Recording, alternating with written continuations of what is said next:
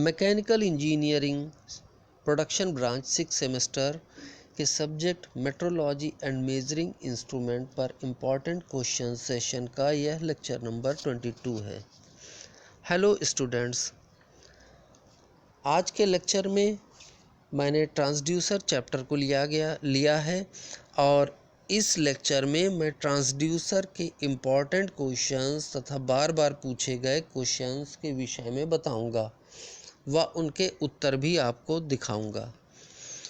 प्रश्न है, ट्रांसड्यूसर की परिभाषा दीजिए। इस प्रश्न को बार बार पूछा जाता है और प्रश्न पत्र में अवश्य उपलब्ध रहता है। इस प्रश्न को सन 1997, 2000, 2002, 2004, 2008, 2009 में पूछा गया था या किसी न किसी अन्य प्रश्न के साथ यह जुड़ा होता है।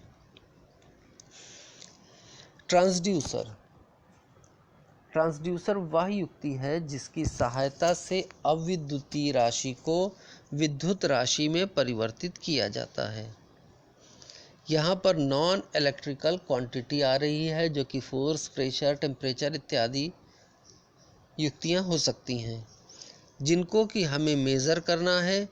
इन युक्तियों को ट्रांसड्यूसर में फीड कराया जाएगा या इन पर ट्रांसड्यूसर लगाया जाएगा या इनको सेंस करने के लिए ट्रांसड्यूसर के संवेदक को इनसे जोड़ दिया जाएगा।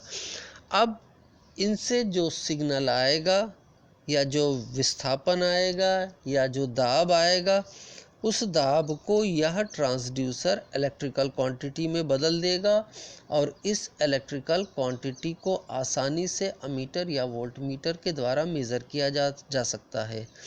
अमीटर या वोल्टमीटर की स्केल मापे जा रहे नॉन इलेक्ट्रिकल क्वांटिटी के अनुसार कैलिब्रेट कर दी जाती है और इलेक्ट्रिकल मेजरिंग इंस्ट्रूमेंट के डायल पर इस नॉन इलेक्ट्रिकल क्वांटिटी को सीधे पढ़ लिया जाता है। यहाँ पर एक अन्य ब्लॉक डायग्राम दिखाया गया है जहाँ पर नॉन इलेक्ट्रिकल क्वांटिटी जैसे force, pressure, temperature, speed, displacement, strain, heat, intensity of light, liquid level, discharge इत्यादि किसी भी प्रकार का नॉन इलेक्ट्रिकल क्वांटिटी हो सकती है। इसको प्राथमिक संवेदन युक्ति जो कि ट्रांसड्यूसर में लगी होती है उसके द्वारा ट्रांसड्यूसर में सिग्नल जाता है और ट्रांसड्यूसर इसको इलेक्ट्रिकल क्वांटिटी में बदल देता है। अब इस इलेक्ट्रिकल क्वांटिटी का सिग्नल काफ़ी वीक होता है। इसको एम्पलीफायर के द्वारा एम्पलीफाई करके इलेक्ट्रिकल मेजरिंग डिवाइस जैसे वोल्टमीटर, अमीटर इत्यादि की कैलिब्रेटेड स्केल पर इस नॉन इलेक्ट्रिकल क्वांटिटी का मान पढ़ लिया जाता है। तो इस प्रकार से ट्रांसड्यूसर्स का प्रयोग सिग्नल को नॉन इलेक्ट्रिकल सिग्नल को इलेक्ट्रिकल सिग्नल में परिवर्तित करने के लिए किया जाता है और इसका प्रयोग मापन में होता है। एक अन्य प्रश्न जो कि ट्रांसड्यूसर से जुड़ा है, इम्पॉर्टेंट प्रश्न है, विभिन्न प्रकार की प्राथमिक संवेदन युक्तियों का संक्षेप में वर्णन करें।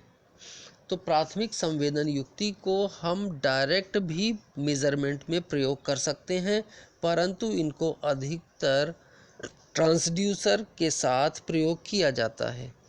अर्थात सभी ट्रांसड्यूसर में प्राथमिक संवेदन युक्तियां लगी होती हैं। बिना प्राथमिक संवेदन युक्ति का ट्रांसड्यूसर नहीं होता। प्राइमरी सेंसिंग डिवाइसेस वे संवेदन युक्तियां जो यांत्रिक संवेदना जैसे डिस्प्लेसमेंट, एक्सेलरेशन, वाइब्रेशन इत्यादि को ग्रहण कर उसको इलेक्ट्रिकल क्वांटिटी में बदलने में सहायक होती हैं, प्राइमरी सेंसिंग डिवाइसेस या फोर्स सेंसिंग डिवाइसेस कहलाती हैं। यहाँ पर लिखा है कि ये इलेक्ट्रिकल क्वांटिटी में बदलने में सहायक होती हैं, अर्थात ये प्राइमरी सेंसिंग डिवाइसेस सीधे आ रही डिस्प्लेसमेंट, एक्सीलरेशन, वाइब्रेशन इत्यादि को इलेक्ट्रिकल क्वांटिटी में नहीं बदलती, बल्कि बदलने में सहायक होती हैं। सहायक किस प्रकार होंगी? इनको ट्रांसड्यूसर के साथ जोड़ दिया जाएगा और जब इस पर प्राथमिक संवेदना आएगी, जैसे डिस्प्लेसमेंट, एक्सीलरेशन आएगा, जिसके कारण ये प्राइमरी सेंसिंग डिवाइसेस में विक्षेप होगा और इस विक्षेप को ट्रांसड्यूसर इलेक्ट्रिकल क्वांटिटी में बदल देगा और उसको इलेक्ट्रिकल मेजरिंग डिवाइस के द्वारा मेज़र कर लिया जाएगा। तो यहाँ पर बात हो रही थी प्राथमिक संवेदन युक्तियों के बारे में। तो प्राथमिक संवेदन युक्तियाँ विभिन्न प्रकार की हो सकती हैं। यहाँ पर बर्डन ट्यूब का एक ग्रुप दिखाया गया है जो कि बहुत पॉपुलर प्राथमिक संवेदन युक्ति है। तो यहाँ पर एक सी टाइप बर्डन ट्यूब दिखाया गया है। यह एक गोलाकार ट्यूब होती है या चपटी ट्यूब हो सकती है जो अंदर से खोखली होती है। इसका एक सिरा बंद होता है तथा दूसरा सिरा खुला होता है। खुले सिरे से इसमें दाब लगता है, जिस दाब को हमें मेज़र करना है। दाब लगने के कारण यह सी टाइप बर्डन ट्यूब फैलकर बाहर की ओर जाती है और इससे जोड़ा पॉइंटर चलने लगता है और कैलिब्रेटेड स्केल पर हम इस दाब के मान को ज्ञात कर लेते हैं। या यदि हम इसको ट्रांसड्यूसर के साथ प्रयोग कर रहे हैं तो इस बर्डन ट्यूब का अंतिम छोर उस ट्रांसड्यूसर से जुड़ा होगा और ट्रांसड्यूसर इस आ रहे प्रेशर को इलेक्ट्रिकल सिग्नल में बदल देगा।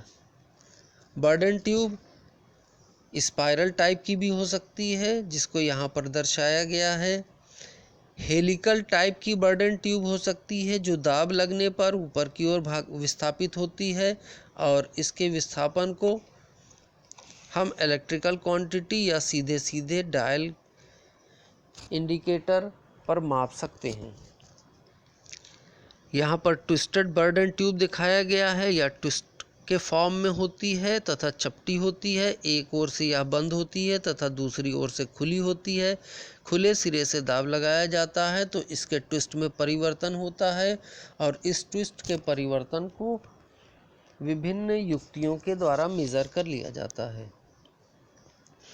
Diaphragm type primary sensing device, यहाँ पर एक diaphragm type primary sensing device दिखाया गया है जिसमें फ्लैट डायाफ्राम का प्रयोग किया गया है।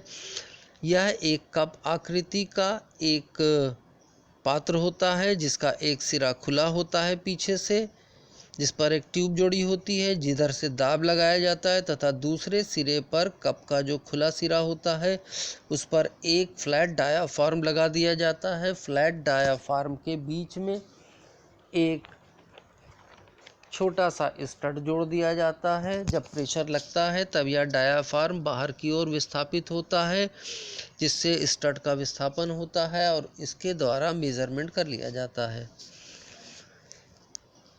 दूसरा corrugated diaphragm type primary sensing device है। इसमें डायाफ्राम में कोरुगेशंस बने होते हैं। कोरुगेशंस के कारण इसमें अधिक विस्थापन होता है। बाकी कंस्ट्रक्शन फ्लैट डायाफ्राम के जैसा ही होता है। तीसरी primary sensing device capsule type primary sensing device है, जो कि एक कैप्सूल की आकृति की होती है और इस कैप्सूल का एक सिरा खुला होता है जिधर से दाब लगाया जाता है और दाब के कारण यह कैप्सूल फूलता तथा पचकता है। जब कैप्सूल फूलता है तो इस पर सेंटर में जुड़ा हुआ स्टड ऊपर की ओर गति करता है और इसको माप लिया जाता है। चौथे प्रकार की प्राथमिक संवेदन युक्ति बेलो है।